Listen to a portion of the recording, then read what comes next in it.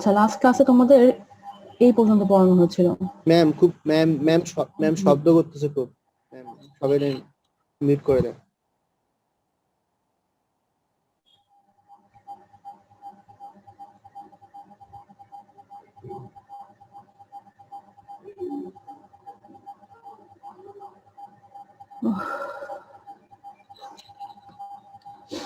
আচ্ছা, এগুলো কিন্তু তোমার ধরো যে এই যে তোমার কত এক্সাম্পল আমি দিয়েছি, ঠিক আছে, এগুলো কিন্তু অনেকগুলো বইয়ের কালেকশন কিন্তু। এখন কোনটা কোন বই থেকে এসেছে আমি ভুলে এসেছি। এখানে যেমন এরকম কম্পাউন্ড মাঝে মাঝে আসে, তোমার দুটার থেকে ডিফারেন্সিয়েট করতে বলে, এরকম যদি কম্পাউন্ড আসে তাহলে কোনটা বেশি কম হবে একটু ধারণা করো। দেখো এখানে নাইট্রোজেনের লোন পেয়ার আছে, ডাবল বন্ডের অক্সিজেন আছে। তো অক্সিজেন যেহেতু ইলেকট্রোনেগেটিভ, স্বাভাবিকভাবে কি হয়, একটু পোলার বন্ড, তাই তো, অক্সিজেনটা টেনে নিতে চায়। লোন পেয়ারটা কাছাকাছি থাকা, এখানে কি হয় দেখো অনেক বন্ড ডিসটেন্স দূরে, কিন্তু লোন পেয়ারটা আবার তোমার হচ্ছে 3 ডাইমেনশনালে কিন্তু খুব কাছাকাছি। এই কারণে কি হয়, নাইট্রোজেন যখন এখানে থাকে লোন পেয়ারটা কিন্তু সহজেই এখানে দিতে পারে, ঠিক আছে। এই কারণে তোমার হচ্ছে এই বন্ডটা কিছুটা সিঙ্গেল বন্ড ক্যারেক্টার হয়, এখানে মানটা কিছুটা কমে যায়। এখানে কিন্তু সেটা হয় না, যদি নাইট্রোজেন অ্যাবসেন্ট থাকে তাহলে সেক্ষেত্রে কিন্তু এটা হয় না। এভাবে করে সুন্দর করে ব্যাখ্যাগুলো দিতে হবে। তোমাদের আমি রেকর্ডিংটা অন করে দিই, ঠিক আছে। এরকম কিন্তু প্রচুর ডিফারেন্সিয়েট বাই আইআর ইউভি এরকম কিন্তু আসে, এগুলো কিন্তু একটু খেয়াল করে করে তোমার সাইডগুলো পড়তে হবে, ঠিক আছে। আমরা গত ক্লাসে পড়েছিলাম যেটা সেটা হলো ম্যাম এই কোশ্চেনটা একটু বলবেন, শুনি নাই মাত্র ঢুকলাম। এটা হচ্ছে তোমার নাইট্রোজেনের লোন পেয়ার, এই যে এরকম এইটা ভার্সেস এইটা কোনটার মান বেশি হবে কিংবা আইআর দিয়ে কিভাবে ডিফারেন্সিয়েট করবে এরকম প্রশ্ন যদি আসে, তাহলে দেখো এখানে যে নাইট্রোজেনটা আছে কিন্তু অনেক বন্ড দূরে আছে। এখানে কি হয়, 3 ডাইমেনশনালি নাইট্রোজেনটা অক্সিজেনের কার্বনিল মূলকের কাছাকাছি আসার কারণে, এটা পোলার বন্ড হওয়ার কারণে যখন অক্সিজেন টেনে নেয় নাইট্রোজেন লোন পেয়ারটা ডোনেট করতে পারে। 3 ডাইমেনশনালি কিন্তু কাছাকাছি, এর জন্য এই কম্পাউন্ডের যে কার্বনিল অক্সিজেন যে ফ্রিকোয়েন্সি অফ অ্যাবজর্পশন সেটার মানটা একটু কমে যায়। আর এখানে যেহেতু নাইট্রোজেন অ্যাবসেন্ট, নাইট্রোজেন নেই, এখানে মানটা কিছুটা মানে বেশি থাকে আর কি, 1705 1670 এরকম বিভিন্ন ধরনের। এখানে এই কম্পাউন্ডটা দিয়েছি, ঠিক আছে। এরকম কিন্তু বিভিন্ন ধরনের সিরিজ কিংবা আইআরটা ডিফারেন্সিয়েট করা এরকম প্রশ্ন কিন্তু সবসময় থাকে। আর এটার কথা বলছিলাম যে আমরা গত ক্লাসে এক্সোসাইক্লিক ডাবল বন্ড কিংবা এক্সোসাইক্লিক কার্বনিল মূলক সম্পর্কে পড়েছি, কেন রিং স্ট্রিং বাড়লে এই বন্ডের ফ্রিকোয়েন্সি অফ ভাইব্রেশন বেড়ে যায়। আর আজকে পড়বো এন্ডোসাইক্লিক সিস্টেম। এন্ডোসাইক্লিক সিস্টেমে দেখা যায় 90 ডিগ্রি পর্যন্ত তোমার হচ্ছে ভ্যালু কমতে থাকে, কিন্তু তোমার হচ্ছে শুধুমাত্র সাইক্লোপ্রোপিনের ক্ষেত্রে তোমার মানটা হঠাৎ করে বেড়ে যায়। কিন্তু 90 ডিগ্রিতে তোমার হচ্ছে যখন 120 থেকে 90 ডিগ্রি মান অ্যাঙ্গেল কমতে থাকে তখন দেখা যায় মানটা কমতে থাকে, ঠিক আছে। এটা কিন্তু তোমার এক্সোসাইক্লিকের উল্টা, এক্সোসাইক্লিক কিন্তু বাড়ে, এক্সোসাইক্লিক কিন্তু বেড়ে যায়। দেখো তোমার এটা প্রোপিনের তোমার এক্সোসাইক্লিক ডাবল বন্ড হচ্ছে 1780, আর এখানে যদি এন্ডোসাইক্লিক হয় মানে ভিতরে যদি ডাবল বন্ড হয় সেক্ষেত্রে সাইক্লোবিউটিন পর্যন্ত মান কমতে থাকে, সাইক্লোপ্রোপিন আবার হঠাৎ করে বেড়ে যায়। এটার কারণটা কি? এটা কারণটা হচ্ছে 120 থেকে যখন 90 ডিগ্রি যায় এখানে মূলত যেটা হয় সেটা হচ্ছে এই পিকচার থেকে বোঝা যাবে, carbon carbon single bond stretching এর যে ভেক্টরটা আছে সেই ভেক্টরের একটা কম্পোনেন্ট যদি কার্বন কার্বন ডাবল বন্ডের স্ট্রেচিং ভাইব্রেশনের সাথে কাপলড করে যায়, ঠিক আছে, যদি কাপলিং হয়ে যায় সেক্ষেত্রে তোমার ফ্রিকোয়েন্সি বেড়ে যায়। আর যদি মনে করো যে কাপলিং হচ্ছে না সেক্ষেত্রে ফ্রিকোয়েন্সি অফ অ্যাবজর্পশন কমবে। 60 ডিগ্রির ক্ষেত্রে যেটা হয়, যেটা হচ্ছে সাইক্লোপ্রোপিনের ক্ষেত্রে ফুল একটা তোমার হচ্ছে কার্বন কার্বন, আমি একটু পড়ে নিই, দেখো the absorption frequency decreases as the internal angle decreases. Absorption frequency, দেখো absorption frequency কমছে। সাইক্লোহেক্সিন থেকে না সাইক্লোহেপটিন থেকে সাইক্লোবিউটিন পর্যন্ত অ্যাঙ্গেলও কিন্তু কমছে, আবার তোমার ফ্রিকোয়েন্সি অফ অ্যাবজর্পশনও কিন্তু কমছে until it reaches a minimum at 90 degree in cyclobutin. 90 degree পর্যন্ত কমতে থাকে। The frequency increases again for cyclopropene, শুধুমাত্র সাইক্লোপ্রোপিনের ক্ষেত্রে আনইউজুয়ালি বেড়ে যায়। এটা কেন হয়? When the angle drops to 60 degrees, there is initially unexpected increase in frequency occurs because the carbon-carbon double bond vibration in cyclopropene is strongly coupled with the attached carbon-carbon single bond vibration. এখানে coupling হয়। Fermi resonance add করতে তোমাদের আমি এখনো পড়াটা ভুলে গেলাম, এটা আউট অফ টপিক হয়ে গেল। আচ্ছা, এখানে কি হয়, ফার্মি রেজোনেন্সে কিন্তু একটা কাপলিং হয়, ঠিক আছে? আমরা একটা পড়েছি কাপল ভাইব্রেশন, যখন ওই যে ওভারটন ব্যান্ডগুলো যখন আমরা পড়েছি, একটা বেন্ডিং ভাইব্রেশন সাথে 2 গুণ করলে একটা আমরা আরেকটা ব্যান্ড কিন্তু পাচ্ছি। এখানে ঠিক একই রকম তোমার 60 ডিগ্রিতে কি হয়, কার্বন কার্বন ডাবল বন্ডের ভাইব্রেশনের যে এক্সিস থাকে, কার্বন কার্বন সিঙ্গেল বন্ড, এই যে সিঙ্গেল বন্ড ডাবল বন্ডের যে মানে ভাইব্রেশন স্ট্রেচিং করার যে তোমার হচ্ছে এক্সিস থাকে, সেই এক্সিস সাথে সিঙ্গেল বন্ডের এক্সিসটা হুবহু মিলে যায়। মিলে যাওয়ার কারণে কি হয়, কার্বন কার্বন ডাবল বন্ডের ফ্রিকোয়েন্সি অফ অ্যাবজর্পশনটাও বেড়ে যায়। কমে যাওয়ার কথা ছিল, কিন্তু কি হয়, কাপলিংটা ওভারল্যাপ করার জন্য, এই স্ট্রেচিং ভাইব্রেশনটা ওভারল্যাপ করার জন্য তোমার হচ্ছে এই ভাইব্রেশনের যে তোমার ভ্যালুটা আছে এখানে অ্যাড হয়ে যায়, কার্বন কার্বন ডাবল বন্ডে অ্যাড হয়ে যায়। এই কারণে মানটা সাইক্লোপ্রোপিনের ক্ষেত্রে আনইউজুয়ালি বেড়ে যায়। When the attached carbon-carbon single bonds are perpendicular to carbon-carbon double bond axis, তাহলে দেখো ডাবল বন্ডের পারপেন্ডিকুলার কত থাকে, এই যে তোমার সাইক্লোবিউটেনের ক্ষেত্রে কার্বন কার্বন ডাবল বন্ড কিন্তু কার্বন কার্বন সিঙ্গেল বন্ডের উপরে পারপেন্ডিকুলার আছে।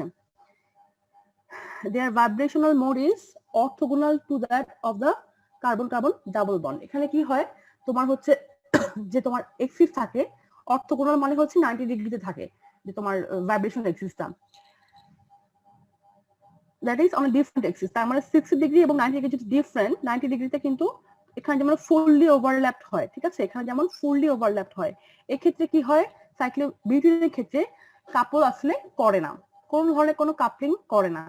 অ্যাঙ্গেল যত বেশি কমতে থাকে তত বেশি তোমার কাপলিংটাও মানে এক্সিসের সাথে ওভারল্যাপটাও কমতে থাকে, যার কারণে কাপলিংটাও কমতে থাকে। এক্সিস টু এক্সিস খেয়াল করো, ডাবল বন্ডের সাথে তোমার হচ্ছে single bond, carbon carbon double বন্ডের সাথে কার্বন কার্বন সিঙ্গেল বন্ডের যে স্ট্রেচিং যে ভাইব্রেট করছে, ভাইব্রেশনের এক্সিসটা যদি ওভারল্যাপ করে যায় তাহলে 60 ডিগ্রির ক্ষেত্রে সবচেয়ে বেশি ওভারল্যাপ করে, এই জন্য আনইউজুয়ালি বেড়ে যায়।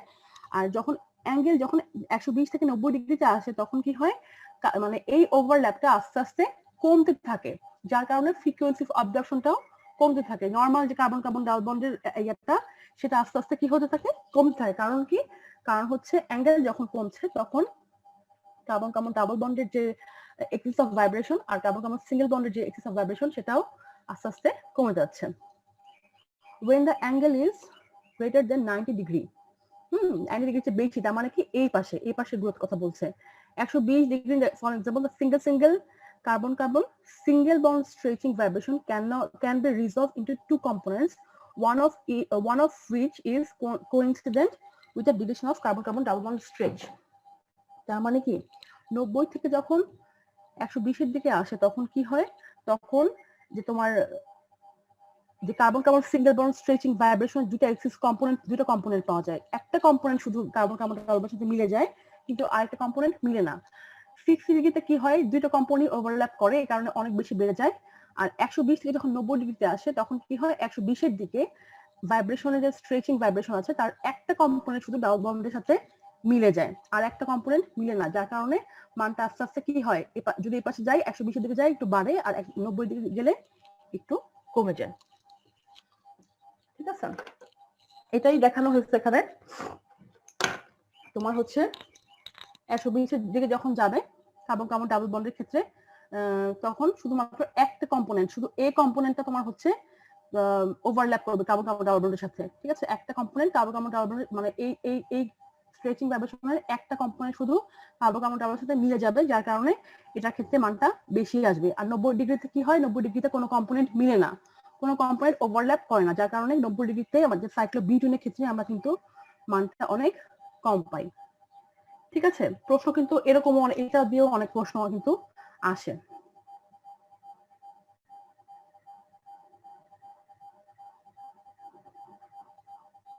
তোমাদের তো অফিসিয়ালি পাবলিশ হয়ে গেছে না রেজাল্ট নাকি? জি ম্যাম, হয়েছে ম্যাম। আচ্ছা ম্যাম এখানে খুব শব্দ করতেছে ম্যাম, মানে কি জন্য মানে যদি ওই শব্দ মিউট করে আমি কোনো শব্দ পাচ্ছি না আমরা সবাইকে শব্দ শুনতে পাচ্ছি না মানে সবাইকে তো মিউট করা সবাইকে মিউট ম্যাম করা আছে ম্যাম ফ্যানের আওয়াজ হচ্ছে ম্যাম, আর কিছুই না। ও আচ্ছা আমার কানের আওয়াজ হচ্ছে না জি ম্যাম। আচ্ছা একটু চেঞ্জ করে দিই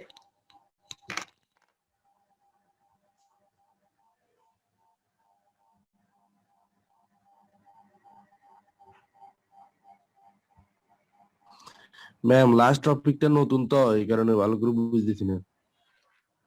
এখন শুনতে পাচ্ছ? পারমিশনের এই কাহিনী।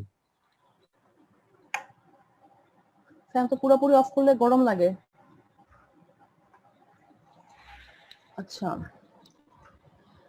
নেক্সট দেখো এটা হচ্ছে অ্যামাইড বন্ড। অ্যামাইড বন্ড সম্পর্কে ভাইয়াদের মাঝে মাঝে জিজ্ঞেস করে, ঠিক আছে? অ্যামাইড 1 বন্ড কোনটা, অ্যামাইড 2 বন্ড কোনটা? অ্যামাইডের মধ্যে কার্বন অক্সিজেন ডাবল বন্ড মানে ফ্রিকোয়েন্সি অফ অ্যাবজর্পশন সেটাকে বলা হয় হলো অ্যামাইড 1 বন্ড, ঠিক আছে? আর অ্যামাইড 2 হলো NH বেন্ডিংটা। NH বেন্ডিং যে ভাইব্রেশনটা পাওয়া যায় সেটাকে বলা হয় অ্যামাইড 2 বন্ড। আর অ্যামাইড 3 বন্ড কোনটাকে বলে? অ্যামাইড 3 বন্ড হচ্ছে কার্বন নাইট্রোজেন সিঙ্গেল বন্ড যে তোমার স্ট্রেচিং ভাইব্রেশন সেটাকে বলে অ্যামাইড 3 বন্ড। এটা অনেক সময় ভাইবাতে প্রশ্ন আসে কিন্তু। তাহলে আমি একটু ইনক্লুড করে দেই, এটা তোমার হচ্ছে ক্লাসে বলতে পাবা। কি আবার শব্দ হচ্ছে? ম্যাম একটু আবার যদি বলতেন।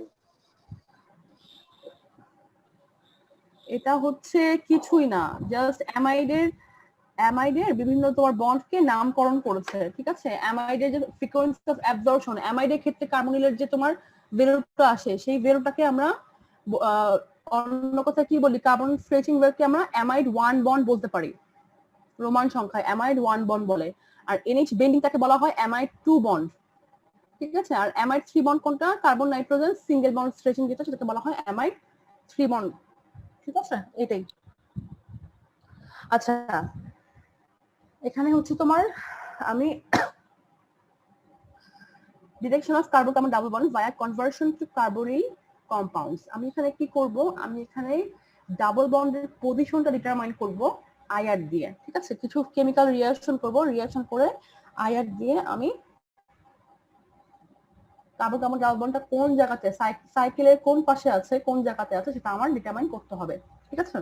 যেমন ধরো এখানে প্রথম মলিকুলটাতে দেখো ডাবল বন্ডটা কোথায় আছে? সাইক্লোহেক্সিন পার্টে আছে, তাই তো? সাইক্লোহেক্সিন পার্টে যদি থাকে, আমি যদি রিঅ্যাকশন করি প্রথমে হচ্ছে অক্সিডেশন করব, তারপর আবার রিডাকশন করব, তারপর লেট টেট্রাসিটেট দিয়ে ডায়ল তৈরি করে সেটাকে আবার ক্লিভেজ করব, ঠিক আছে? যদি ক্লিভেজ হয় তখন কি হবে? এই ডাবল বন্ডটা ভেঙে যাবে, ঠিক আছে? ডাবল বন্ডটা ভেঙে গেলে অক্সিডেশন করলে কি হবে দেখো, ডায়লকে আমি কিন্তু আবার লেট টেট্রাসিটেট কিন্তু একটা অক্সিডাইজিং এজেন্ট, এই ডায়ল রিডাকশন করে যখন ডায়ল আসবে এই এই লেট টেট্রাসিটেট আমি যখন অক্সিডেশন করব তখন এই পার্টটা ভেঙে গিয়ে কি হবে, একটা দুইটা কার্বনিল মূলক যুক্ত হবে। এখানে যেহেতু একটা হাইড্রোজেন আছে, ঠিক আছে? এখানে কিন্তু কোনো হাইড্রোজেন নেই, এটা কিন্তু কোয়াটার্নারি কার্বন। সেখানে দেখো আমি একটা সাইক্লো হেক্সানোন পাচ্ছি, আর এখানে কি পাচ্ছি? একটা অ্যালডিহাইড গ্রুপ পাচ্ছি, ঠিক আছে?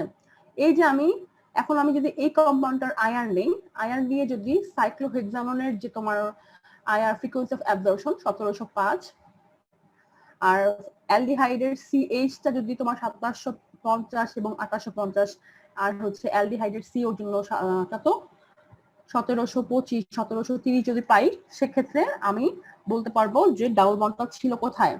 ডাবল বন্ডটা এমন একটা পজিশনে ছিল যেখানে তোমার হচ্ছে একটা কোয়াটার্নারি কার্বন এবং একটা মানে 2 ডিগ্রি কার্বন সাথে কার্বনের মাঝখানে তোমার হচ্ছে ডাবল বন্ডটা ছিল। এভাবে করে আইআর এর ভ্যালু দিয়ে আমি তোমার ডাবল বন্ডের পজিশনটা ডিটারমাইন করতে পারি।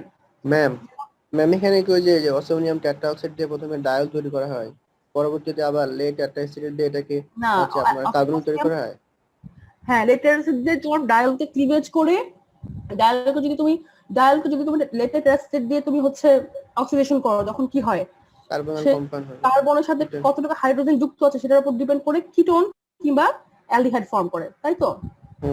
এটা জাস্ট কেমিক্যাল রিঅ্যাকশন করা হয়েছে, অক্সিডেশন রিডাকশন করে তোমার হচ্ছে এই ডাবল বন্ডটাকে ভেঙে দেওয়া হয়েছে। ভেঙে দেওয়ার পরে যে ফাইনালি যে আমি তোমার হচ্ছে কিটোন কিংবা অ্যালডিহাইড পেয়েছি, সেই অ্যালডিহাইডের অ্যালডিহাইড যদি পাই তাহলে বুঝতে হবে যে তোমার কার্বন কার্বন ডাবল বন্ড যেই কার্বন সাথে যুক্ত ছিল সেখানে অবশ্যই একটা হাইড্রোজেন আছে, না থাকলে আমি অ্যালডিহাইড গ্রুপটা আসার কথা না। কারণ ডাবল বন্ডটা ভাঙলে যখন যে আমি যখন ভাঙি তখন কি হয়, ডাবল বন্ডটা সিম্পলি ভেঙে, ঠিক আছে, মনে করো এখানে যদি তোমার সি এরকম থাকতো, মনে করো CH3 CH3 তাহলে কিটোন পাইতাম তাহলে। হ্যাঁ, এখানে তোমার ডাইকিটোন আমি পাবো, ডাইকিটোন, তাই তো, সি ডাবল বন্ড ও সি ডাবল বন্ড ও এরকম পাবো আমি, বাকি CH থাকবেই। আর যদি তোমার এখানে একটা হাইড্রোজেন থাকে আমি কি পাবো, অ্যালডিহাইড ফাংশনাল গ্রুপ পাবো। আর এখানে যদি একটা হাইড্রোজেন থাকে তাহলে আমি দুইটা অ্যালডিহাইড পাবো। এভাবে করে আমি হচ্ছে এই অ্যালডিহাইডের পিক দেখে অ্যালডিহাইড কি ফর্ম করেছে কিনা, কিংবা সাইক্লোহেক্সানন নাকি সাইক্লোপেন্টানন, এইগুলো দেখে আমার হচ্ছে বুঝতে হবে ডাবল বন্ডে এটা বের করতে পারি। হ্যাঁ, ডাবল বন্ডের পজিশনটা কোথায় ছিল। আচ্ছা, 2 নাম্বারটা দেখো, এখানে দেখো যে দুটো কার্বন কার্বন ডাবল বন্ড আছে, ডাবল বন্ডের দুটো কার্বনই কিন্তু কোয়াটারনারি কার্বন, তার মানে দুটাই কিন্তু কিটোন কিটোন হওয়ার কথা, তাই তো। একটা কি হচ্ছে দেখো, একটা কার্বন কিন্তু আবার সাইক্লোপেন্টেনের অংশ, আর একটা কার্বন কিন্তু কিসের অংশ, সাইক্লোহেক্সেনের অংশ। সেক্ষেত্রে আমি সাইক্লোহেক্সাননের জন্য একটা মান পাবো আর সাইক্লোপেন্টাননের জন্য একটা মান পাবো। এই ভ্যালুগুলো মুখস্থ থাকতে হবে সব। একটা সাইক্লোপেন্টানন আর একটা হচ্ছে সাইক্লোহেক্সানন। তার মানে সাইক্লোহেক্সানন পেন্টানন যদি থাকে তাহলে আমার বুঝতে হবে ডাবল বন্ডের একটা কার্বন হচ্ছে তোমার সাইক্লোপেন্টেনের সাথে যুক্ত আছে, আর একটা কার্বন হচ্ছে তোমার সাইক্লোহেক্সানের সাথে যুক্ত আছে, ঠিক আছে। যেহেতু তোমার সাইক্লোহেক্সানন আর হচ্ছে সাইক্লোপেন্টানন পেয়েছি, সিম্পলি ব্যাপারটা আসলে কি জানো, তোমার যেখানে তোমার কার্বন যেখানে তোমার এই ডাবল বন্ড যুক্ত হচ্ছে না, জাস্ট এখানে যুক্ত করে দিয়ে মাঝখানে ডাবল বন্ড দিলে কিন্তু তুমি আলটিমেটলি প্রোডাক্টটা মানে স্টার্টিং ম্যাটেরিয়ালটা পেয়ে যাচ্ছ। ওখান থেকে কিন্তু আমি কার্বন কার্বন ডাবল বন্ডের পজিশনটা কিন্তু বের করতে পারি। খেয়াল করো, এখানে তো এটা ভেঙেছে, তাই তো, তার মানে ডাবল বন্ডটা কোথায় ছিল আসলে, এই যে এখানে তো একটা CH আছে, এই জন্য এখানে ছিল CH যেহেতু আছে, ব্যাপারটা এরকম ছিল। এটা তোমার জাস্ট ডাবল বন্ড যেখানে কার্বন অক্সিজেন ডাবল বন্ড যেখানে হচ্ছে সেটা জাস্ট ভেঙে দিয়ে তোমার জোড়া লাগিয়ে দিলে যে জায়গাটা জোড়া লাগবে সেখানে তোমার হচ্ছে ডাবল বন্ডটা আসলে ছিল। আচ্ছা, এরপরটা কি, এরপরটা হচ্ছে দুইটাই সাইক্লোহেক্সাননের পার্ট, দুইটাই কিন্তু তোমার হচ্ছে কোয়াটারনারি কার্বন। তার মানে আমি অ্যালডিহাইডে কোনো মানে পিক কিন্তু পাবো না এখানে। অ্যালডিহাইডের পিক যেহেতু নাই, এবং হচ্ছে দেখো 1705 হচ্ছে নর্মাল অ্যালকিনের, মানে তোমার হচ্ছে সাইক্লিক অ্যালকিনের একটা পিক দিয়েছে, ঠিক আছে। এই জন্য এটা হচ্ছে কি হচ্ছে আমি এবং একটাই ভ্যালু পাচ্ছি, খেয়াল করো, পিক ভ্যালু কিন্তু আমি একটাই পাচ্ছি, তার মানে কি দুইটা কিন্তু সিমেট্রিক, তার মানে দুইটা একই ধরনের কিটোন তৈরি হচ্ছে। এখান থেকে বুঝতে পারি যে কোনো সিমেট্রিক পজিশনে তোমার হচ্ছে কার্বন কার্বন ডাবল বন্ডটা আছে। এবং যেহেতু সাইক্লোহেক্সানন তোমার সিকোয়েন্স অফ অ্যাবজর্পশন হচ্ছে তোমার 1705, এখান থেকে গেস করা যায় যে সাইক্লোহেক্সেনের মাঝখানে তোমার হলো ডাবল বন্ডের পজিশনটা আছে। এভাবে করে কিছু রিঅ্যাকশন করে আয়া নিয়ে কার্বন কার্বন ডাবল বন্ডের পজিশন বের করা যায়। এরপর আসছে কি স্ট্রাকচার অফ পেনিসিলিন। এখন পেনিসিলিনের স্ট্রাকচার আসলে কোনটা ছিল, প্রথমত এটা কি বিটা ল্যাকটামাল স্ট্রাকচার নাকি অক্সিজোলোনার স্ট্রাকচার, কোন স্ট্রাকচার এ নাকি স্ট্রাকচার বি, কোনটা সঠিক, এটা আমি বের করব হলো আয়ার ফ্রিকোয়েন্সি অফ অ্যাবজর্পশন দিয়ে। ম্যাম থায়োজোলেরিনম বিটা ল্যাকটামিন এটা মনে হয় সঠিক, পেনিসিলিন জি যেটা, penicillin G beta lactam ring, এখানে বিটা, এটা হচ্ছে beta lactam alpha beta. Thiazolidine ring কোনটা, থায়োজোলেরিন রিং হচ্ছে এই এটা, এই যে 5 member sulphur containing thiazolidine ring, এটা ঠিক আছে। থায়োজোলেরিন যে তোমার সাবস্টিটিউয়েন্ট ভেরিয়েশন যেটা আছে এটা কমন থাকে, আর একটা কার্বক্সিলিক অ্যাসিড গ্রুপ থাকবে। আর এখানে কি এটা হচ্ছে বিটা ল্যাকটামের সাথে যখন এটা অ্যান্টিবায়োটিক হবে, এই অ্যামাইড গ্রুপটা ফিক্সড, এটা একটা অ্যামাইড গ্রুপ ফিক্স থাকে। আর বেনজাইল পেনিসিলিন যেহেতু বলছে, বেনজাইল মানে কি ফিনাইল CH2, এটাকে বলা হয় বেনজাইল গ্রুপ, এই যে ফিনাইল CH2, ঠিক আছে। বেনজাইল পেনিসিলিন আমরা কি জানি, বিটা ল্যাকটাম আর থায়োজোলেরিন রিং ফিউজ হয়ে থাকে, এটা হচ্ছে বিটা ল্যাকটাম রিং। স্ট্রাকচার বুঝে পড়লে আর স্ট্রাকচার মুখস্থ করার কিছু নাই। বিটা ল্যাকটাম তো বুঝো, সাইক্লিক অ্যামাইড, এটা হচ্ছে আলফা, এটা হচ্ছে বিটা, ফিউজ উইথ থায়োজোলেরিন রিং, ঠিক আছে। থায়াজোলিন কিন্তু 5 মেম্বার রিং, মনে রাখতে হবে। আবার এখানে সালফার দিলে কিন্তু চলবে না। বিটার সাথে যুক্ত হবে সালফারটা, তারপর হচ্ছে দুইটা মিথাইল গ্রুপ থাকবে, মিথাইল গ্রুপের সাথে পাশের কার্বনই থাকবে হচ্ছে কার্বক্সিলিক অ্যাসিড গ্রুপ, যেটা নাইট্রোজেনের সাথে অ্যাটাচ থাকবে। 5 মেম্বার একটা রিং, এটা 4 মেম্বার। এর পাশে একটা অ্যামাইড থাকবে NHCO, এই যে অ্যামাইডটা থাকবে। এটা কিন্তু সাইকেল থাকবে না, এটা কিন্তু তোমার হচ্ছে চেইন অ্যামাইড। পাশে এটা কি বেনজাইল পেনিসিলিন, পেনিসিলিন জি অনেক সময় বলে, আবার কি বলে বেনজাইল পেনিসিলিন, নাকি এখানে কিন্তু অন্যান্য অনেক ভ্যারাইটিস গ্রুপ থাকতে পারে। এই গ্রুপের উপর ডিপেন্ড করে তোমার হচ্ছে পেনিসিলিনের অ্যাক্টিভিটি বাড়ানো কমানো যায়। সাধারণত বেনজাইল পেনিসিলিনের অ্যাক্টিভিটি বেশি। ঠিক আছে, এটা হলো স্ট্রাকচার, মনে রাখতে হয়। আর অক্সাজোলোন থায়াজোলিন রিং যেটা কি হবে, এটা হচ্ছে অক্সাজোলোনের স্ট্রাকচার। এটা কিন্তু ফিউজ কোন রিং না। বেনজাইল পার্টটা যুক্ত আছে এখানে, এটা বেনজাইল পার্ট। আর এখানে কি, এরাও থায়াজোলিডিন রিং। খেয়াল করো, থায়াজোলিডিন রিং। নাইট্রোজেন এবং সালফারের মাঝখানে যে কার্বনটা আছে সেখানে একটা চেইন আকারে যুক্ত আছে। এখন কোনো ফিউজ কোন রিং কিন্তু এটা না। এখন স্ট্রাকচারটা আসলে কোনটা পেনিসিলিনের স্ট্রাকচার, পেনিসিলিন জি এর স্ট্রাকচার, সেটা আমি আইআর দিয়ে বের করব।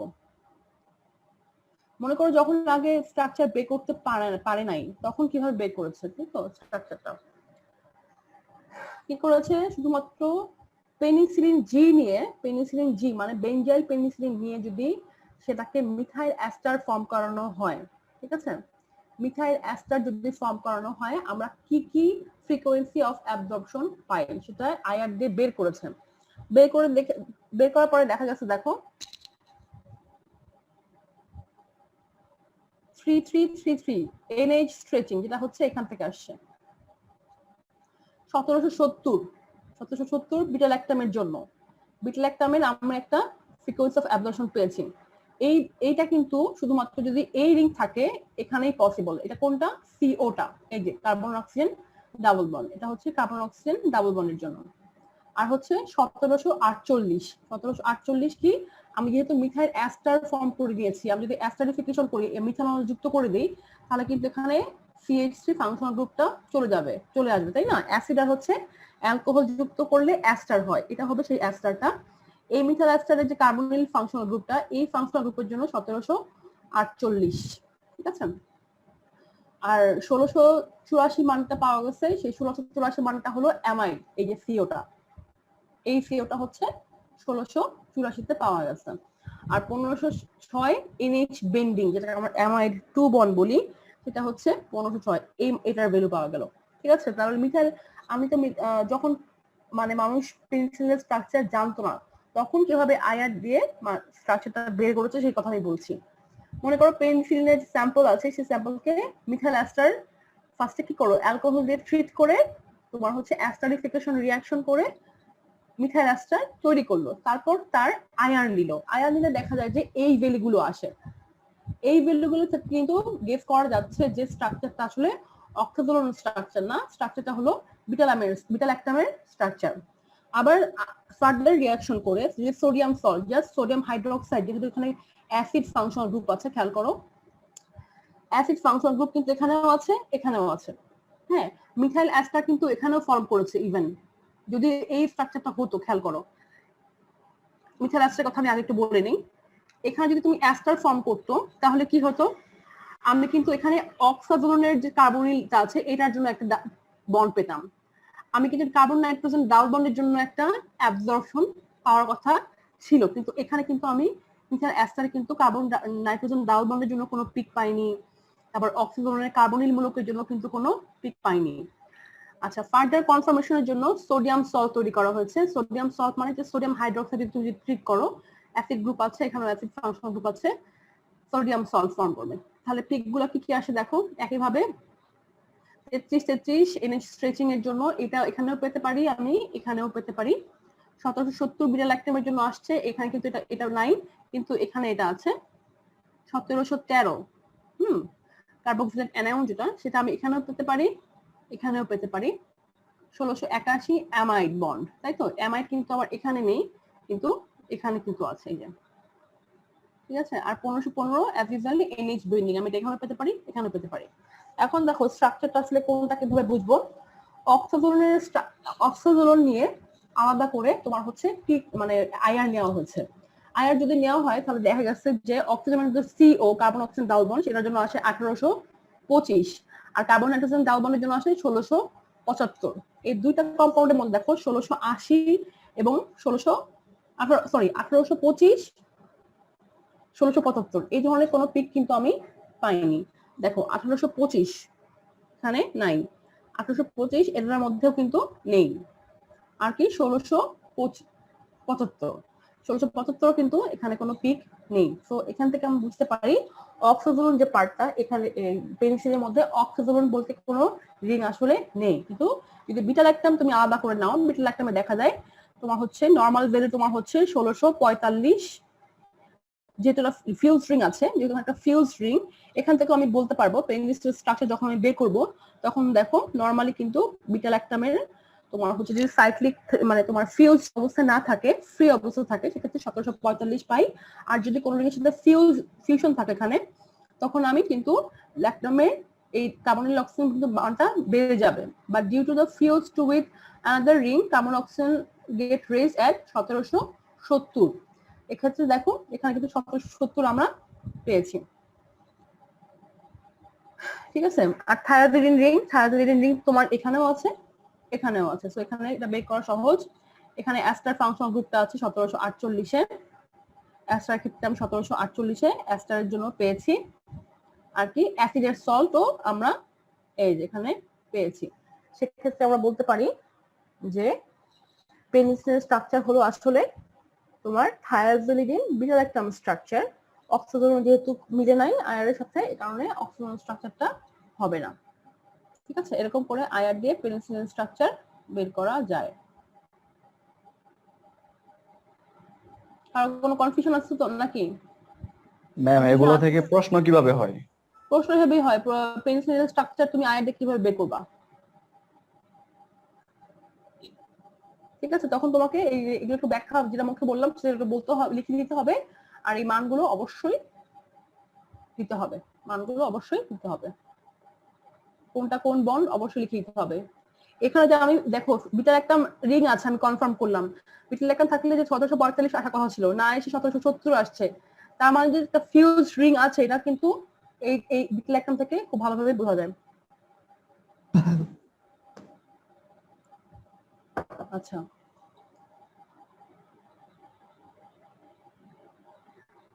Next structure of ইউফল। ইউফল তোমার হচ্ছে স্টেরয়েড টাইপ একটা মলিকুল। এই মলিকুলের স্ট্রাকচার তুমি কিভাবে বের করবা, এরকম দুটো স্ট্রাকচার বের করতে হবে, পেনিসিলিন আর হচ্ছে ইউফলের স্ট্রাকচার। যদি ইউফলের স্ট্রাকচার বের করতে চাও, দেখো এখানে আসলে পুরোটুকু দেওয়া নাই, জাস্ট পার্টলি পার্টটা দেওয়া আছে। ঠিক আছে, এখানে তোমার দেখো এটা হচ্ছে ইউফলের স্ট্রাকচার, ঠিক আছে। আমি এখন ইউফল, এটা হচ্ছে ইউফল। এখানে আমি কি করবো, কিছু কেমিক্যাল রিঅ্যাকশন করব।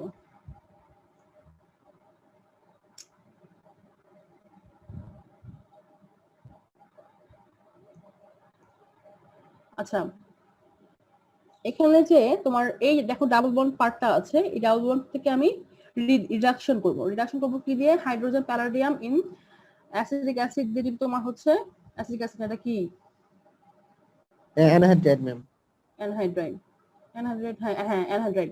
ঠিক আছে, এটা অ্যাসিডেট মূলক। ঠিক আছে, অ্যাসিডেট যদি দুটো হয়, মাঝখানে একটা অক্সিজেন।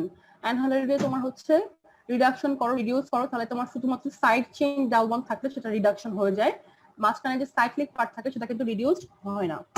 ঠিক আছে, তাহলে দেখো সাইড চেইনটা তোমার এখানে দেখো রিডাকশন হয়ে গেল। ডাবল বন্ড দিয়ে এরপরটা ব্র্যাকেট দিয়ে দেখানো হয়েছে, তার মানে এই স্ট্রাকচারটা সেম রয়েছে। বাকি পার্টটা তোমার এখানে এটা আর দিয়ে দেখিয়েছে, তার মানে এখানে জাস্ট ডাবল বন্ডটা সরে সিঙ্গেল বন্ড হয়ে গেছে। HCl দিলে কি হবে, মাইগ্রেশন অফ ডাবল বন্ডের পজিশনের একটা চেঞ্জ হবে, ডাবল বন্ডটা তোমার এখানে চলে আসবে।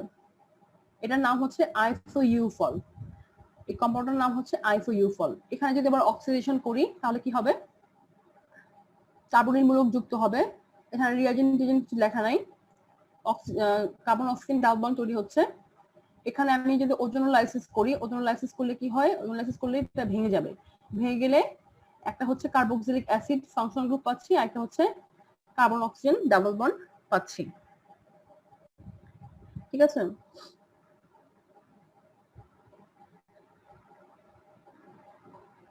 এখানে ভাঙবে, এখানেও ভাঙবে। ঠিক আছে, ভাঙলে এটা আলাদা হয়ে চলে যাবে, অ্যালডিহাইড নিয়ে চলে যাবে, এখানে কার্বন ডাবল বন্ড থেকে যাবে, এটা অ্যাসিড ফাংশনাল গ্রুপ হয়ে যাবে। আচ্ছা, এখানে কি হয়, এখানে আবার সাইক্লাইজেশন হয়, কিছু স্টেপ, এখানে দুই তিনটা স্টেপ আছে, এটা স্কিপ করা হয়েছে বইয়ে। স্টেপ গুলো আসছে সাইক্লাইজেশন রিঅ্যাকশনের মাধ্যমে ইনল ল্যাকটোন ফর্ম করে, ইনল ল্যাকটোন। ঠিক আছে,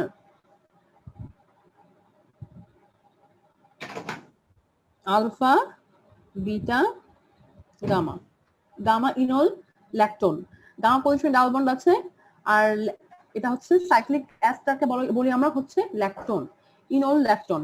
এই ইনল ল্যাকটোনের তোমার হচ্ছে carbonyl stretching frequency of application পাওয়া যায় হচ্ছে 1812 তে। 1812 পার সেন্টিমিটার যদি থাকে তাহলে আমরা বুঝতে পারবো যে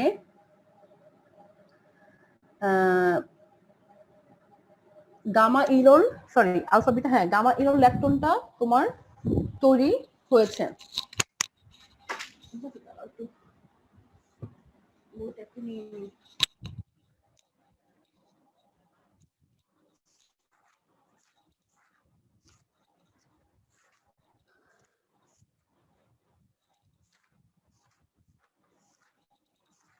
আচ্ছা, ফার্মি রেজোন্যান্সটা আমি সাইডের কথা ভুলে গেছি, তোমরা ফার্মি রেজোন্যান্স নিজে নিজে পড়ে নিতে পারবে না?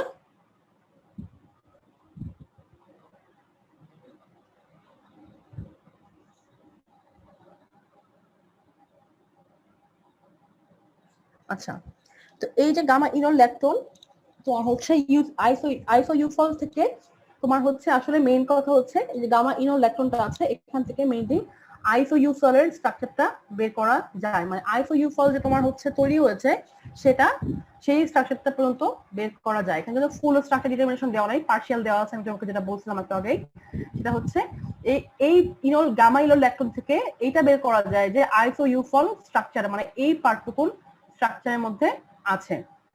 ঠিক আছে, এটা হচ্ছে পার্শিয়াল স্ট্রাকচার ডিটারমিনেশন।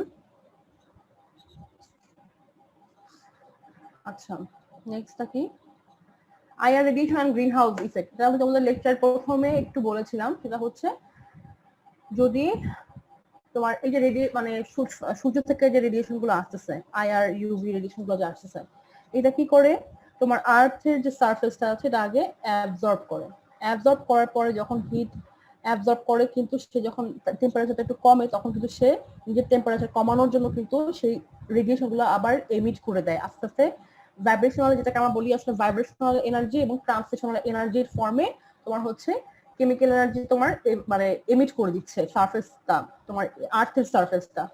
তখন কি হয়, এই যে তোমার গ্যাস তৈরি হয়, যে তোমার গ্রিন হাউস যে গ্যাস তৈরি করে বিভিন্ন দেশ, বিশেষ করে চায়না, ইউএসএ, ইউরোপিয়ান কান্ট্রিগুলো তোমার বিভিন্ন ধরনের গ্রিন হাউস গ্যাস যে তৈরি করে, হ্যাঁ এই গ্যাসগুলো কি হয় তোমার কি করে ওজোন লেয়ার ডিপ্লেট করে, তাই তো এই গ্যাসগুলো কি হয় বিভিন্ন ধরনের ক্লাউডের মধ্যে গিয়ে জমা হয়ে থাকে, গ্যাসগুলো মিশে থাকে, মিশে থাকার ফলে কি হয় যখন এই যে তোমার সারফেস আর্থের সারফেস যখন তোমার এই রেডিয়েশন গুলো ব্যাক করতে যাচ্ছে, ব্যাক করার সময় কি হয় এই যে তোমার গ্রিন হাউস গ্যাস গুলো এই রেডিয়েশনটা মেইনলি আইআর রেডিয়েশনটা সে অ্যাবজর্ব করে নেয়। অ্যাবজর্ব করলে কি হয় হিটটা তোমার আর্থ সারফেস এবং তোমার ওই যে উপরে যে অ্যাটমসফিয়ারের মধ্যে এই হিটটা, কারণ আইআরটা আসলে কিন্তু একটা হিট, আমরা তোমাদের বলেছিলাম যে পাত্রের পাশে গরম পাত্রের পাশে হাত রাখলে যে একটা তাপ পাই ওটা কিন্তু আসলে আয়ার। এই যে হিটটা আসলে ট্র্যাপড হয়ে থাকে, কারণে আর্থের সারফেসটা কিন্তু টেম্পারেচারটা কিন্তু মানে যেটাকে আমরা বলি গ্লোবাল ওয়ার্মিং, আর্থের সারফেসের টেম্পারেচারটা কিন্তু বেড়ে যায়। এখন এই যে গ্যাসগুলো কি কি গ্যাস থাকে, carbon oxygen double bond, carbon oxygen triple bond, nitrogen oxygen double bond. ঠিক আছে, এই ধরনের বন্ডগুলো সাধারণত তোমার আয়ার অ্যাবজর্পশন করে।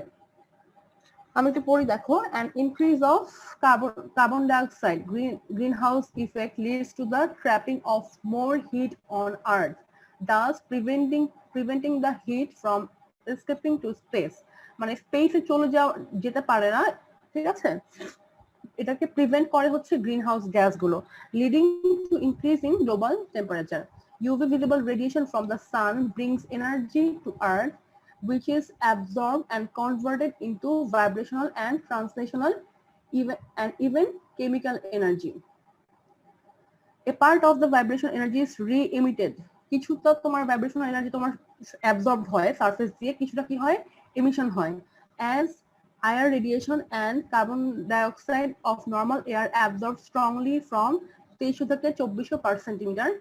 Apart from waterও তোমার হচ্ছে কিছু অ্যাবজর্ব করে, OH স্ট্রেচিং যেখান থেকে আমরা পাই এবং OH bending. To other major component nitrogen, মানে এয়ারে যে তোমার নাইট্রোজেন অক্সিজেন থাকে এরা কিন্তু আসলে আয়ার অ্যাবজর্পশন করতে পারে না, যে সিমেট্রিক বন্ড থাকে, since the development do not change the vibration.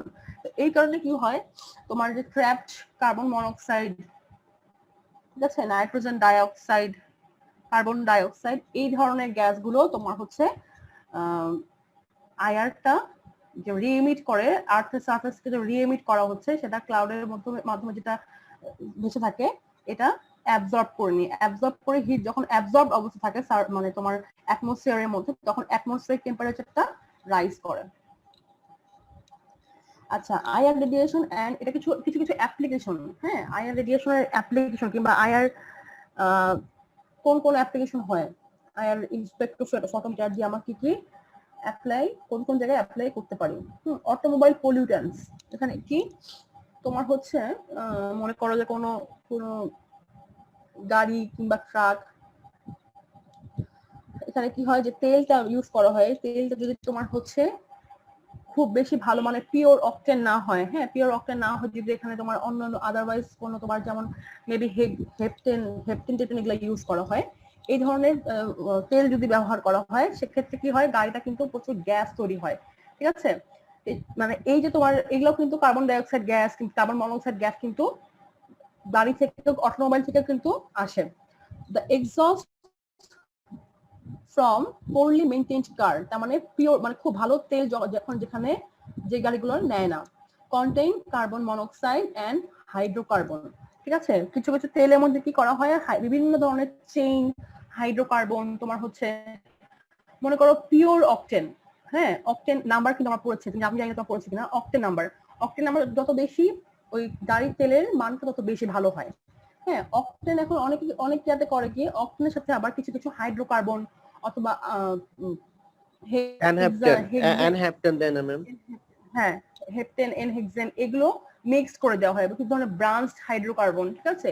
Branched hydrocarbon দিয়ে মানে অক্টেনের পরিমাণটা কমিয়ে দিয়ে এই যে ইম্পিউরিটিস মিশিয়ে দেওয়া হয়, হাইড্রোকার্বনস মিশিয়ে দেওয়া হয়, যার কারণে এরা যখন তোমার হচ্ছে তেলটা তোমার যখন ইয়া হয় মানে বার্ন হয় তখন কি হয় প্রচুর পরিমাণে কার্বন মনোক্সাইড এবং তোমার বিভিন্ন ধরনের হাইড্রোকার্বন মিথেন গ্যাস বের হয়, ঠিক আছে। এই গ্যাসগুলা two major pollutants from automobile, ঠিক আছে। The two pollutants are detected by remote sensing which consists of a source of air radiation.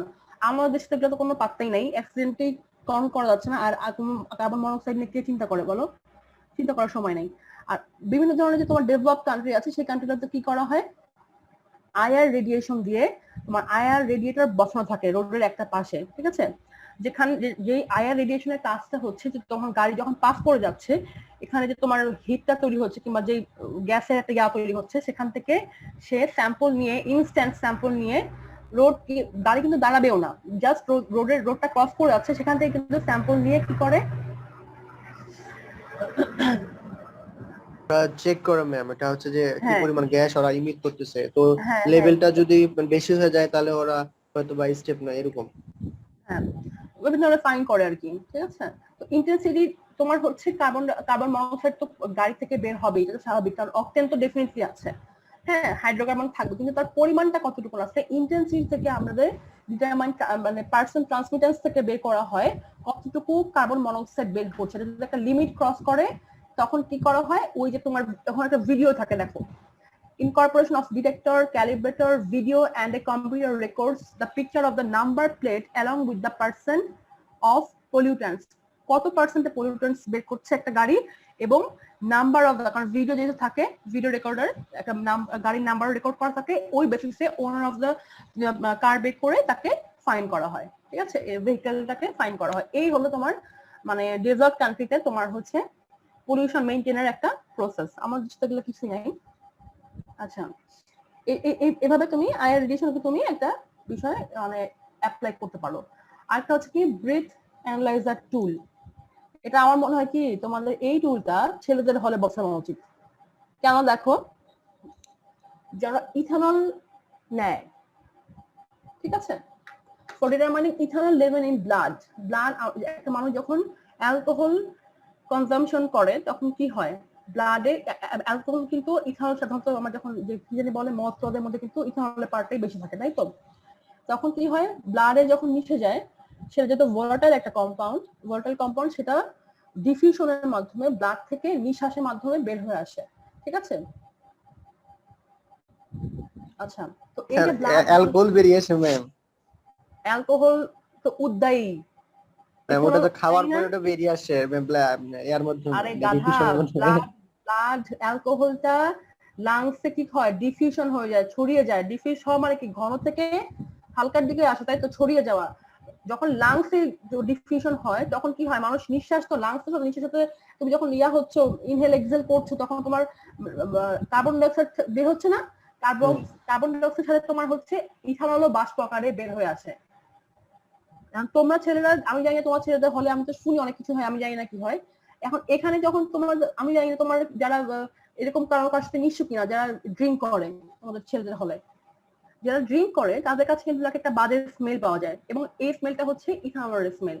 যদিও যখন ল্যাবে ইউজ করবা ইথানলের স্মেলটা কিন্তু মানে মানে আমি যখন ইথানল ইউজ করেছি ল্যাবে দেখেছি ইথানলের গন্ধটা কিন্তু অতটা বাজে না, কিন্তু মুখ থেকে যখন বের হয় ব্লাডের মাধ্যমে ডিফিউশন হয়ে এই ইথানলটা কিন্তু একটা ইথানল ব্রেথ অ্যানালাইজার টুল, যেটাকে আমরা বলছি, এই ব্রেথ অ্যানালাইজার টুলের মধ্যে কি থাকে, আইআর ডিটেক্টর থাকে, ঠিক আছে, আইআর স্পেকট্রোস্কোপি বসানো থাকে, যেটাতে শুধুমাত্র ইথানলের ওএইচ অ্যাবজর্পশন ফ্রিকোয়েন্সিটা বের করতে পারে।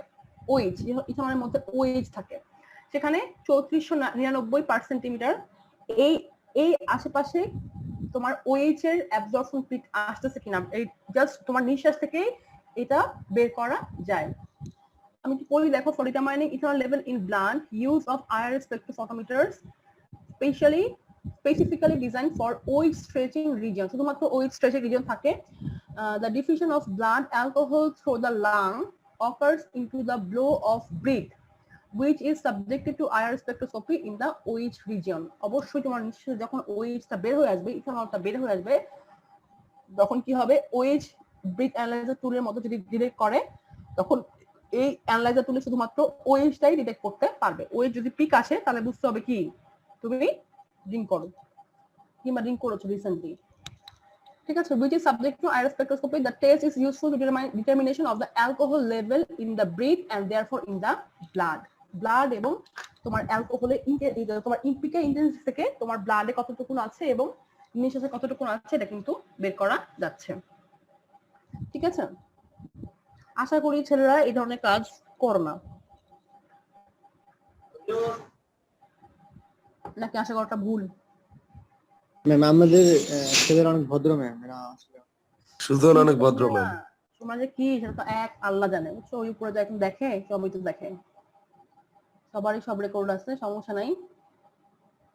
এই টুল বসালে বোঝা যাবে যে কে ভালো আর কে এক্স্যাক্টলি, আমি তো এই জন্যই বললাম ছেলেদের হলে একটা করে টুল বসানো উচিত প্রত্যেকের হলে, বুঝছো? তাহলে বোঝা যাবে কত ভালো কত খারাপ। এমনি তো এটা তো ধর্মের গুণ ম্যাম আছে। মেয়েদের হলে বসালে বোঝা যাবে কে ভালো কে। মেয়েদের হলে মেয়েরা এত খারাপ না, বুঝছো? মেয়েরা এত খারাপ না। আমি ইদানিং দেখি সব সময় সব দোষ খালি মেয়েদেরকে দেয়, বুঝছো? আমি যে ডিভোর্স রেট পেপার পত্রিকা পড়লাম, ডিভোর্স হচ্ছে মেয়েদের দোষ, সব মেয়েদের দোষ। অথচ আমি আমার এই যে রিসেন্টলি ডিভোর্স হয়েছে তিনজন আমার পরিচিত মানুষকে আমি জানি, সব জায়গাতে জানো ছেলেদের দোষ, সব জায়গাতে। তিনটা পার্ট আমি জানি না, আমি আদারওয়াইজ জানি না, আমি মেয়েদের দোষ একদমই নেই তা বলছি না, আছে অবশ্যই আছে, কিন্তু ছেলেদের দোষটা এশিয়ান কান্ট্রি গুলোতে ফোকাস কম হয়, আসছে না। কারণ ছেলেরা কিন্তু অনেক দোষ করে, অনেক ভুল করে। একটা ইসলাম অনুযায়ী যদি আমি শুধুমাত্র বলি, তোমার মেয়েদের কতটুকু সম্মান পাওয়া উচিত, সে জব করুক আর না করুক, সেটা সে কি পায়? পায় না, ঠিক আছে। যখন সে পাবে না তখনই সে কিন্তু ফাইট ব্যাক করবে, ঠিক আছে। এই জিনিসগুলা দায়িত্ব ছেলেদের, না মানলে দোষও তোমাদের, ঠিক আছে। তো তো এই যে আমার কাছে মনে হয় যে তোমার এই যে এখন মেয়েরা মন করো বের হয়ে আসতেছে, এই যে জব করতেছে, এই যে কত কিছু করতেছে, তোমার যদি ঠিক থাকতা এত কিছু হইতো না। ঠিক নাই বলেই এত সমস্যা। হ্যাঁ, একটা এখন মনে করো যে একটা মেয়ে যদি এখন চাকরি না করে, সেই ওয়াইফ, সেই মেয়ে যদি বিয়ে করে, তার অধিকার কতটুকু, সে তার ফ্যামিলিকে কতটুকু টেক কেয়ার করতে পারবে, তার কতটুকু আসলে রাইট আছে। অবশ্যই তার রাইট আছে। তো যার যার বাবা মা তার তোমার রাইট আছে, সেই রাইট যদি তুমি না দাও, তুমি তাকে ছোট করো, হ্যাঁ, হিউমিলেট করো বারবার, অধিকারের জায়গাতে তুমি যে সম্মানের জায়গাটা তুমি না দাও, বিশেষ করে সম্মানের জায়গাটাতে। হাদিস পড়ে দেখো, কাউকে ফলো করতে হবে না, ওই একজনকে ফলো করো, হাদিস পড়ে দেখো কিরকম উনি চলেছেন, হযরত সাল্লাল্লাহু কিরকম চলেছেন, একটা ফলো করলেই সব ওকে হয়ে যায়, বুঝছো? তখন আর এত জটিলতা, মেয়েরা এত জটিল, মেয়েরা এত সমস্যা করে, কোনো সমস্যাই করতো না মেয়েরা, বুঝছো? সব আমার কাছে মনে হয় কি যে এই 3টা ডিভোর্স আমি অ্যানালাইসিস করলাম, মানে আমার মাথায় আসলো যে সব দোষ মেয়েদের হয়, পত্র পত্রিকায় মেয়েদের দোষ দেয়, মেয়েরা চাকরি করে দেখে ইদানিং খুব ডিভোর্স রেট বেড়ে গেছে। হ্যাঁ, এই ব্যাপারটা তা না, মানে পার্সেন্টেজ হচ্ছে মানে এই যে তোমার ডিসক্রিমিনেশন, এই যে তোমার অসম্মান, এটা যখন একটা মানুষ টলারেট করতে না পারে, তখন সেই এই ডিসিশনে যায়, ঠিক আছে? কিন্তু দোষ আসে, তা মানে নাই একদম তা বলবো না, বাট আমার দৃষ্টিতে ছেলেদের দোষ কম না। ছেলে যদি ঠিক থাকতো এত বেশি জিনিসটা খারাপ পর্যায়ে আসতো না। আচ্ছা, পড়াশোনায় ব্যাক করি। তো তোমাদের জন্য এই ব্রিটানালাইজার টুলটা ফরজ, বুঝছো? তোমাদের যে অবস্থা শুনি মাঝে মাঝে খুব খারাপ লাগে, খুবই আমি অবাক হয়ে যাই যে একটা মুসলিম ছেলে কিভাবে করে নির্দ্বিধায়, মানে কোনো কথা ছাড়াই কিভাবে করে এই ওয়েজ অ্যাবজর্পশন করতে পারে। হ্যাঁ, নির্দ্বিধায়। শরীরে ক্ষতি তো বাদই দিলাম, শরীরে কি ক্ষতি হয়? এই অ্যালকোহল কি করে জানো? CH3CH2O5 OH, এটা দেখলে মনে হয় খুব সিম্পল একটা কম্পাউন্ড, তোমার শরীরের মধ্যে ঢুকবে। হ্যাঁ, তুমি মনে করো সাপোজ 1 গ্লাস তুমি অ্যাবজর্ব করলা, কনজাম্পশন করলা, কি হবে? এই অ্যালকোহলটা গিয়ে তুমি মনে করো খুব চিকন চাকন ফিট একটা ছেলে, কোনো সমস্যা নাই, কিন্তু তোমার হার্টে ব্লক কত বসে পড়ে আছে। হ্যাঁ, তোমার স্ট্রোক করে বসে আছো, হার্ট অ্যাটাক করে বসে আছো, কেন? এই ইথানল তুমি যে কন্টিনিউয়াস কনজাম্পশন করতেছো, এই ইথানলটা ভেঙে ভেঙে একসময় কি হয়? সুগার মলিকুল হয়। সুগার মলিকুল গুলো এত বেশি সুগার, এখান থেকে এত বেশি সুগার ডিকম্পোজিশন হয় যে এই সুগারটা যাওয়ার ব্লাডে আর যাওয়ার জায়গা খুঁজে পায় না, না খুঁজে পেয়ে ব্লাডে সুগারটা এত বেশি বেড়ে যায়, ওখান থেকে আসে ডায়াবেটিক্স, এখান থেকে আসে তোমার হার্টে ব্লক, তোমার মনে করো যে রক্তনালীর মধ্যে ব্লক হয়ে থাকে, সুগার গুলা গিয়ে গিয়ে জমা পড়ে থাকে। মনে করো চিকন ম্যাম, ওটা তো সম্ভবত অ্যালকোহল পয়জনিং এর ক্ষেত্রে সম্ভবত হয় এই জিনিসটা না? নো, অ্যালকোহল পয়জনিং, অ্যালকোহল শরীরে তোমার অতিরিক্ত গেলে অ্যালকোহল ডিপোজিট করে শরীরের মধ্যে সুগার হিসেবে জমা থাকে, সেটা আলটিমেটলি সুগার হিসেবে। এই সুগার গুলো তোমার বিভিন্ন ব্লাড ভেইনে, তোমার হচ্ছে হার্টের ভেইন গুলো তোমার গিয়ে জমা হয়ে থাকে, ওখান থেকে তোমার হার্টে ব্লক, হ্যাঁ, হার্ট অ্যাটাক হওয়া, স্ট্রোক হার্টে যদি ব্লক হয় সেটাকে বলে হার্ট অ্যাটাক, আর যদি ব্রেইনে ব্লক হয় সেটাকে বলে স্ট্রোক। এই ধরনের প্রবলেম গুলো এই জাস্ট সুগার ডিকম্পোজিশনের জন্য হয়, আননেসেসারি সুগার, ঠিক আছে? খাও, মানে কি বলবো, যারা করো আমি জানি না, আল্লাহ মাফ করুক, ঠিক আছে? ম্যাম, আমাদের দেশে এখনো রেটটা অনেক কম আছে, এবং আমাদের ক্ষেত্রে আমরা এমন মুসলমান যে শুকুরের মাংস যখন খাই তখন সেটা হারাম, কিন্তু যখন মদের ব্যাপারটা আসে তখন সেটাকে আমরা ইগনোর করতে পারি। সেটাই তো বলছি। তারপর ট্যুরে গিয়ে আমি যখন ট্যুরে যাই নাই, আমি খালি শুনেছি এগুলো যে তোমাদের ছেলেদের মধ্যে এই ধরনের একটা কালচার, এই ধরনের একটা মানে প্র্যাকটিস আছে, ট্যুরে যাওয়া কিংবা ছেলেদের হলে নাকি অহরহ এগুলা হয়, শুনতে আমার খুবই খারাপ লাগে। হ্যাঁ, যে কোনো ছেলে ধর্মের জন্য এটা অবশ্যই হারামই হওয়ার কথা, কিন্তু আমি মুসলিম, যেটা আমি জানি এটা অবশ্যই হারাম। তো একটা মুসলিম ছেলে যার ম্যাম, এটা মধ্যে স্ট্রংলি প্রহিবিটেড ম্যাম, এটা একদম অ্যালকোহলটাকে চরম ভাবে নিষিদ্ধ করা হয়েছে। তোমাদের হলে না ম্যাম, হলে না, হাদিসে ম্যাম, মানে এটা ওই তো ইসলামে অবশ্যই, এটা তো স্ট্রংলি অবশ্যই prohibited, হ্যাঁ, সেটাই তো বলতেছি, সেটাই মেনে চলো আর কি। তোমাদের তো অনেক জি ছেলে ম্যাম, এখন তো হয়ে গেছে ম্যাম, শুধু কোনো একটা অজুহাত লাগে বা অকেশন লাগে, এমনকি ছেলে পেলে ঈদের দিনটাকে অকেশন বানায় না। মাই গুডনেস, তাই নাকি? আমাকে এগুলো শুনেও না, আমাকে শুনলে আমার খুব মন খারাপ হয়, বুঝছো? আমাকে একটু বলো না, আমার খুব জি ম্যাম, এগুলা খেয়ে তো পেট ভরে না ম্যাম, খেয়ে কি লাভ আছে? পেট ভরার সাথে এটা কোনো ম্যাম, ঈদের দিনটাকেও পর্যন্ত তারা অকেশন বানায় না। হায় রে, থাক, আমি আসলে না এই ধরনের ইনফরমেশন আসলে আমার যে তোমার মানে বাধা দেওয়ার কোনো মানে শক্তি নাই, এই জন্য আমার শুনলে খুব মন খারাপ হয়, বুঝছো? খুব মন খারাপ হয় আমার। আমি যে যখন বললাম না, আমি শেয়ার করবো তোমার সাথে, বাইরে গিয়ে দেখলাম যে স্টুডেন্টরা কিভাবে ঘোরাফেরা করে, তোমার ওই যে বিশেষ করে মেয়েদেরকে আমি দেখছি, দেখলে খুব মন খারাপ হয়। আমি বাসায় চিন্তা করি যে প্রক্টর স্যার যদি বাধা দেয়, এখন প্রক্টরের বিরুদ্ধে তোমার আমি এই আন্দোলন কিন্তু আমাদের সময় আমি হতে দেখেছি। মেবি স্যার শরীফ আলম কবির স্যার মেয়েদের হলে ঢোকা তোমার কনফার্ম করেছিলেন সমাজ 7টার মধ্যে, এরকম কিছু একটা। এই নিয়ে মশাল আন্দোলন পর্যন্ত চলে গেছে, এমন আন্দোলন হয়েছে। তো আমাকে কে আটকাবে, তুমি বলো এটা কে আটকাবে? আমি জানি না এটা কোথা থেকে শুরু করতে হয় এবং কোথায় গিয়ে শেষ করতে হয়, আমার আসলে জানা নাই। আচ্ছা, পড়াশোনায় ব্যাক করে দেখো, হায়ার ইন কোঅর্ডিনেশন কম্পাউন্ড। ঠিক আছে, কোঅর্ডিনেশন কম্পাউন্ডে কি থাকে, একটা মেটালের সাথে লিগ্যান্ড গুলো কোঅর্ডিনেট করে একটা কমপ্লেক্স ফর্ম করে। ঠিক আছে, এখন লিগ্যান্ড কোঅর্ডিনেট করেছে কিনা, সাধারণত লিগ্যান্ড কি হয়, কার্বনিক মূলক হয়, ওয়াটার হয়, অ্যামিনো ফাংশনাল গ্রুপ হয়। ঠিক আছে, অ্যামিনো গ্রুপ গুলো কি করে, অ্যামিনোর সাথে একটা লোন পেয়ার দিয়ে মেটালের সাথে কোঅর্ডিনেশন বন্ড ফর্ম করে থাকে। অনেক সময় OH2 হয়। ঠিক আছে, কার্বন অক্সিজেনের কোন একটা পার্ট আসে, এরকম করে কোঅর্ডিনেশন করে একটা মেটাল কমপ্লেক্স ফর্ম করে। এই কমপ্লেক্সের মধ্যে লিগ্যান্ড যদি তোমার কোঅর্ডিনেট করে, সেটা আমি আয়ার দিয়ে কিভাবে বুঝবো? মনে করো এই নাইট্রোজেন, নাইট্রোজেন লোন পেয়ার যদি বন্ডেড অবস্থায় থাকে, তখন কি হবে, এই বন্ডটা কিছুটা উইকার হয়ে যাবে। উইক হলে কি হবে, এখানটার ফ্রিকোয়েন্সি অফ অ্যাবজর্পশনটা কমে যাবে। ঠিক একইভাবে যদি অক্সিজেন তোমার হচ্ছে পার্টিসিপেট করে, এই বন্ডটা OH বন্ডের ফ্রিকোয়েন্সি অফ অ্যাবজর্পশনটা কিছুটা কমে যাবে।